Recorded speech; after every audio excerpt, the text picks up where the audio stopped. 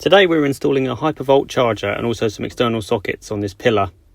First thing was to pick up the materials and also a little bit of breakfast as well. Of course it was the Milwaukee pack out flask. Comes in really handy in these winter months we're coming into.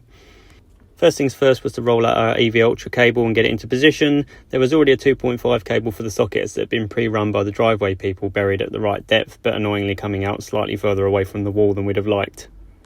The customer had already put this decorative post in as well, so we were sorted there. So all we had to do was tie our EV Ultra cable onto the old 2.5, pull it through, and then bring it to the new location. We were dealing with these insulation board walls, which are extremely tricky to fix to, so we found these Fisher fix-ins for that. We've got our 2 entry holes drilled into the property, all measured out specifically to drill outside in, so we didn't ruin the insulation board. Then marked out our fixing spacings and got the Fisher fixings in.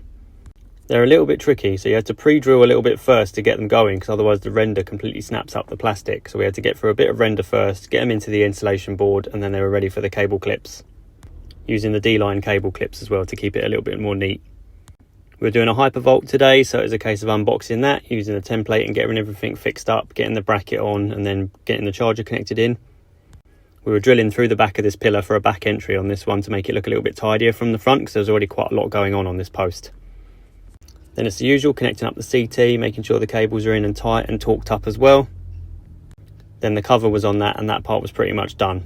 Inside we were already putting the unit up as well. We had this EV charger unit to go in, in this quite tight cupboard as well, and we didn't have many options, so we ended up going on the left hand side here away from the gas meter. Then it was a case of a bit of finesse as well, CTing up the entry holes and also just tidying up the cable, giving it a clean up as well from any residual dust. We also had to reconnect the second cable as well, because that was doing some sockets on a radial at the bottom of that pillar. So I needed to get a few bits of cable and some flexi conduit to make that look tidy too. Once the inside unit was done and connected and the CT clamp was connected to the tails, it was a case of getting the EV testers out and giving it a run through with the tester as well. Run all the usual functional and electrical tests as well to make sure it was all good, and then it was a case of just backtracking, making sure everything was neat and tidy and the customer was going to be happy with it all. They were happy, charger was all working, we gave it a run through with all the lighting modes, and it looked quite tidy to finish up as well.